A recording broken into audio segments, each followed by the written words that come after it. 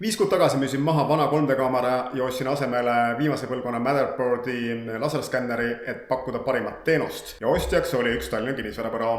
Hiljuti küsisin selle kinnisvarabüroo juhi käest, et kas nendest virtuaaltuuridest, mis te nüüd teete oma objektidest, et kas nendest on maakleritel üldse mingit kasu olnud ja kas see on üldse mingitki moodi mõjutanud teie tööd. Esiteks, te ei ole näinud suuremat müükide kasvu oma kinnisvarabüroos ehk virtuaaltuuride kasutuselevõtt ei ole kuidagi lühendanud müügiperioodi ega ka kiirendanud müüke.